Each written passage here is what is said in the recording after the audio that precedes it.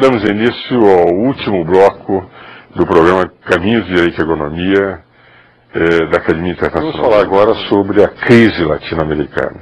E é interessante, eu já colocando as minhas preocupações, como nós poderíamos ter essas crises solucionadas se não houvesse um elemento perturbador na América Latina chamado Hugo Chávez. Eu já não quero falar de que esse cidadão não tem sequer o discurso próprio de um presidente da República. Quem xinga os outros povos utilizando palavrões típicos de bordel, enquanto ele está dentro do seu país, o problema é do país. Então me parece que esse encontro que a presidente da Chile fez para interferir, e me parece que os líderes americanos estão percebendo que a única forma de colaborar com a Bolívia é a colaboração no sentido não de interferir com forças armadas, mas de tentar o diálogo e o consenso, e que não cederam a esses gritos histriônicos de um presidente que às vezes dá a impressão de certo desequilíbrio mental, já demonstra que nós estamos vivendo uma união de presidentes latino-americanos que buscam equacionar problemas e não criar problemas. A intervenção e as críticas não próprias de um presidente da República.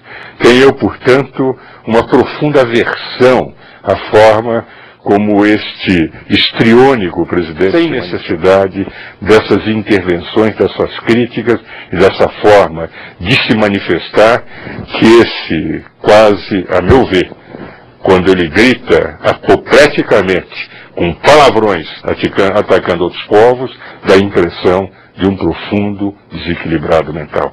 Qual é a sua opinião? Bom, eu tenho conversado com vários psicanalistas dizendo que, pelo que eu havia analisado também, ele era um psicopata. E vários psicanalistas me confirmaram isso. Ele é um psicopata. Agora, é um psicopata que tem raízes na realidade. Ele está liderando uma revolução comunista chamada Revolução Bolivariana, a qual o Brasil se filiou, o que aí a gente entende os ataques ao Supremo, os ataques ao Gilmar Mendes, os ataques ao judiciário, ao enfraquecimento do direito de defesa, porque isso é um projeto latino-americano de uma revolução totalitária comunista. Daí a gente entendeu o que está acontecendo no Brasil. Os grampos, né? Somando 409, 410 mil grampos, multiplicado por uma rede de pessoas que conversam a partir de um mesmo telefone, você tem aí 5% da população brasileira grampeada, censurada, vigiada.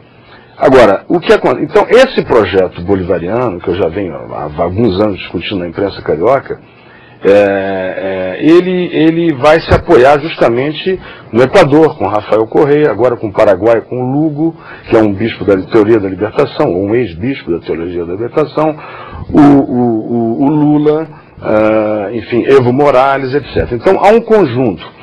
Só que havia uma certa dúvida com relação a como é que se processava essa revolução.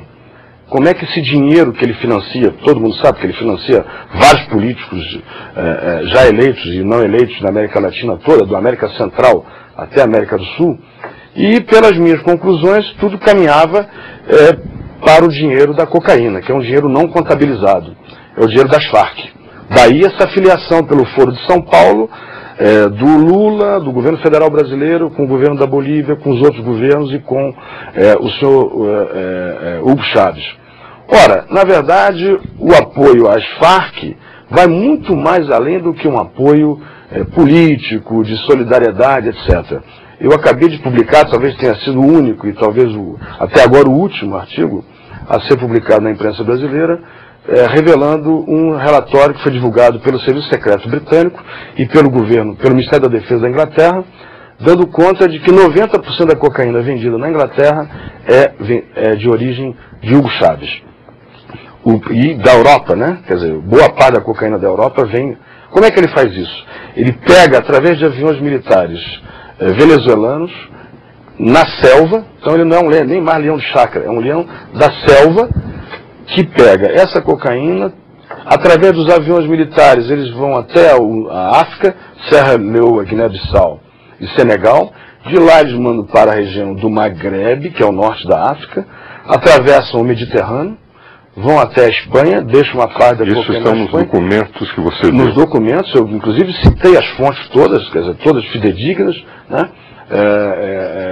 Tanto que isso houve uma forte reação, até do governo britânico, enfim, de uma maneira até meio ilegal, de querer que haja visto de passaporte para brasileiros, em função até do que eu publiquei. Agora, há um dado, eu não tenho nenhuma estima pela forma como ele procura interferir. Eu, pessoalmente, em relação ao governo brasileiro, eu tenho sentido, da parte do presidente Lula, uma grande preocupação com o Chaves. Vai ser que o Lula não queria sequer comparecer a esse encontro do Chile, porque ele disse, eu não vou ser instrumento de uma propaganda de Chaves. E foi só quando ele teve a garantia de que não haveria, João Ricardo, uma campanha chavista para que todos viessem a aprovar a Revolução, é que ele foi.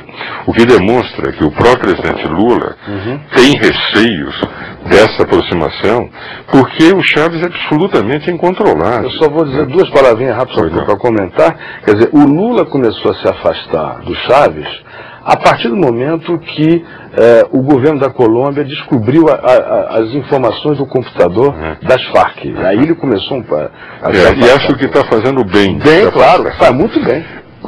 Quando nós estamos, infelizmente, com o tempo no final, mas eu gostaria que, em 2 minutos no máximo, fizesse as suas considerações, que são muito importantes.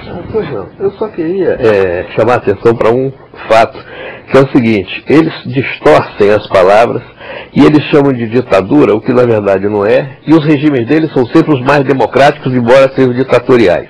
A imprensa de hoje está noticiando que essa reunião que eles tiveram, o desplante de chamar de cúpula que está havendo no Chile, não tem por objetivo resolver a crise, mas apenas dar um recado à oposição boliviana de que não existe ambiente para a ditadura. Então eles não veem a ditadura que existe na Venezuela, eles não veem a ditadura que existe na Bolívia, nem veem a ditadura que existe no Brasil. Agora, qualquer tentativa de se proteger dessas ditaduras, aí sim... Agora, o único aspecto que eu achei positivo foi que eles querem o diálogo com as oposições.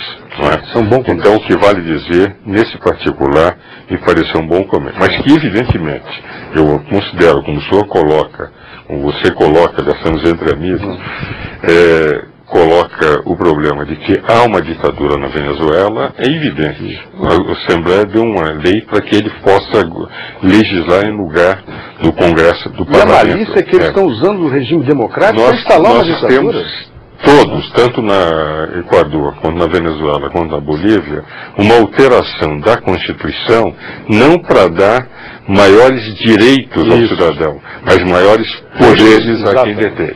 Então, nesse particular, estou absolutamente de acordo que os 10 textos constitucionais que eu estudei e que eles propuseram são textos para tornar o Estado mais forte e o cidadão com menos direitos. Mas, de qualquer maneira, o que eu sinto é que houve um aspecto positivo, que é respeitar a oposição. Porque se fosse para dar um apoio sem respeito à oposição, nós estaríamos consolidando regimes ditatoriais. E com isso nós encerramos o nosso programa, agradecendo muito a participação do coronel Luiz Mauro, que é um coronel reformado da aeronáutica, mas um grande pensador brasileiro. Sou João Ricardo Moderno, e preciso dizer, quem preside a Academia Brasileira de Filosofia, que é a maior instituição de filosofia do país, só pode ser um grande pensador. E assim nós encerramos mais um programa de Caminhos de Direito e Economia da Academia Internacional de Direito e Economia.